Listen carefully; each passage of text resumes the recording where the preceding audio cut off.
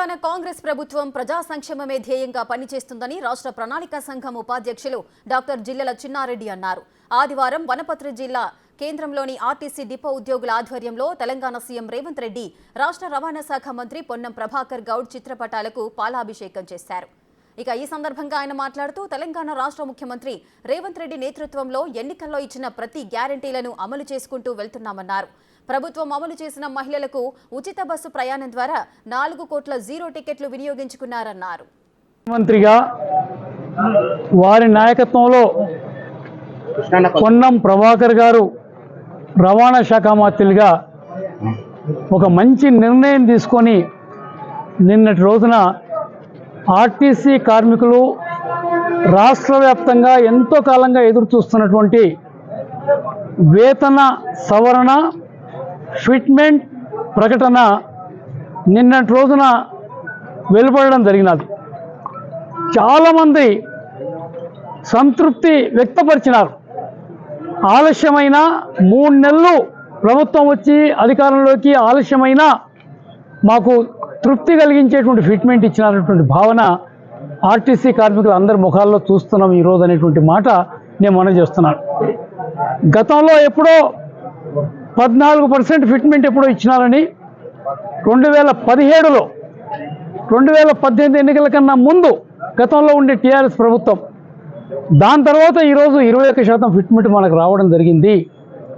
ఆ మాదిరిగా 21% ఫిట్మెంట్ వల్ల ఒక్కొక్క ఉద్యోగస్తునికి ఆయన బేసిక్ పే పైన ఎంత అదనపు ఆదాయం వస్తుందో ఇవాళ అన్ని పత్రికల్లో రాయడం జరిగింది. 5,000 నుంచి దాదాపుగా 15,000 వరకు ఒక్కొక్క ఉద్యోగికి వస్తుందనేటువంటి మాట మనం వినడం జరిగినది. అందుకనే ఈరోజు ఆర్టీసీ నష్టాల్లో ఉందని మనం బాగా విన్నాం గత ప్రభుత్వంలో.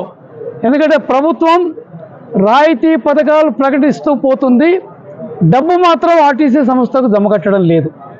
కానీ ముఖ్యమంత్రి గారు మనం రాయితీ ఇవ్వదలుచుకున్నాం, మా అక్క జిల్లాల్లో బస్సులలో తిరగాల్సినటువంటి అవసరం వాళ్ళకు కల్పిస్తూ ఉన్నాం, వాళ్ళకు ఆ ఉచిత ప్రయాణం అందరికీ ఇవ్వాలనేటువంటి మాట వారు నిర్ణయం తీసుకోవడం వల్ల ఈరోజు 24 కోట్ల మంది, మన తెలంగాణ జనాభా 4 కోట్లు కూడా పూర్తిగా లేదు, 24 కోట్ల మంది ఇవాళ జీరో టికెట్లు మీరే అవన్నీ కట్ చేసి ఆ మహిళల పేరుతో నమోదు చేయడం జరిగినది.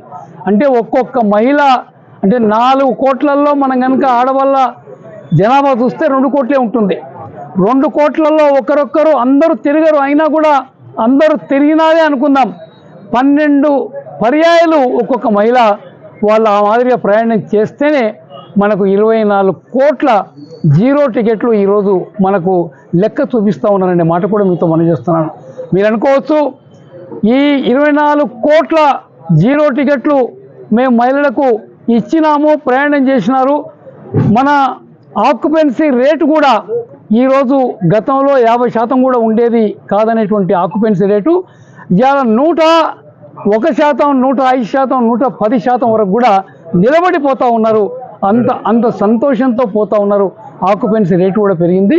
అందుకనే ఆర్టీసీ ఆదాయం మెరుగుపడడానికి ఇది గొప్ప ఆలోచన అని కూడా మనం అనుకోవాలి. ఎందుకంటే మహిళలకు ఉచిత ప్రయాణం ఇస్తూ ఆ డబ్బు రాష్ట్ర ప్రభుత్వం మీకు తిరిగి కడుతుంది, ప్రతి నెల కడుతుంది. ఇది మీరు లెక్కలు చూసుకోండి. నాకు తెలిసినంత వరకు ప్రతి నెల 300 కోట్లు కడుతున్నాం అనేటువంటి మాట నేను విన్నాను. 300 కోట్లు ఒక్కొక్క నెలకు. ఈ 3 నెలల్లో దాదాపు 900 కోట్లు ఆర్టీసీకి అదనపు ఆదాయం ఇవ్వడం జరిగింది రాష్ట్ర ప్రభుత్వం అనేటువంటి మాట కూడా నేను సవినిగా మనం చేస్తున్న సేవ చాలా గొప్పది. నేను ఎవరం కూడా కాదనం.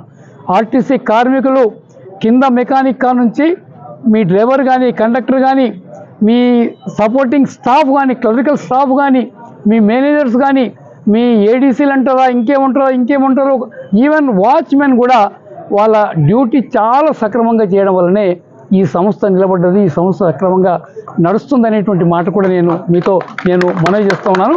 తప్పకుండా ఏదైతే కాంగ్రెస్ పార్టీ ఎన్నికల కన్నా ముందు మీకు వాగ్దానం చేసిందో, ఎట్లయితే ఆంధ్రాలో ఆర్టీసీని ప్రభుత్వంలో విలీనం చేసినారో, ప్రభుత్వ ఉద్యోగులుగా గుర్తించినారో, కాంగ్రెస్ పార్టీ కూడా మేనిఫెస్టోలో పెట్టింది. మేనిఫెస్టోలో కమిటీ మెంబర్గా నేను కూడా ఉన్నాను. ఆ అంశాన్ని త్వరలోనే పరిష్కరిస్తామని నిన్న ప్రభాకర్ గారు వారు ఫిట్మెంట్ అనౌన్స్ చేస్తున్నప్పుడు కూడా చెప్పడం జరిగింది. చాలా తొందరగా రేపు పార్లమెంట్ ఎన్నికలు అయిపోతూనే మిమ్మల్ని ప్రభుత్వంలో విలీనం చేసుకోబోతున్నాం, ప్రభుత్వ ఉద్యోగులుగా మీకు గుర్తింపు ఇవ్వబోతున్నాం అనేటువంటి మాట కూడా వారు చెప్పడం జరిగినది. ప్రభుత్వ ఉద్యోగులకు ఇచ్చే ప్రతి రాయితీ ఇలా ఆర్టీసీ కార్మికులకు, ఆర్టీసీ ఉద్యోగస్తులకు దొరికే అవకాశం ఉంటుందనేటువంటి మాట నేను మనవి చేస్తున్నాను. ఈరోజు మన మిత్రుడు చెప్పినట్టుగా మనకి ఇంకా బస్సు మన ఆడవాళ్ళకైతే సౌకర్యం ఇచ్చినాం, బస్సులు సరిపోతలేవు, కొత్త బస్సులు కావాలి. నేను ప్రభాకర్ గారి స్టేట్మెంట్ ఎక్కడో చదివా, 1400 కొత్త బస్సులు కొంటున్నాం అనేటువంటి ప్రకటన నేను చూసా. ప్రభుత్వం చాలా చక్కటి నిర్ణయాలు తీసుకుంటుంది. మీరు చెప్పండి, రేవంత్ రెడ్డి గారు గతంలో మంత్రిగా పనిచేయకపోయినా నేరుగా ముఖ్యమంత్రి అయినా పరిపాలనలో ఈయన తీసుకున్న ఈ నిర్ణయం తప్పు అనడానికి ఎవరు కూడా ఈరోజు అలాంటి పరిస్థితి కల్పించలేదు. ప్రతి నిర్ణయం కూడా చక్కగా తీసుకుంటున్నారు. మంచి మంచి అధికారులను వెతికి వాళ్ళను పైరవీ లేకుండా తీసుకొచ్చి సముచిత స్థానంలో కూర్చోబెట్టి ప్రభుత్వ యంత్రాంగాన్ని చక్కగా నడిపేటువంటి ప్రయత్నం ఈరోజు ప్రభుత్వంలో జరుగుతూ ఉంది అనేటువంటి మాట కూడా నేను సవినీగా మనవి చేస్తున్నాను.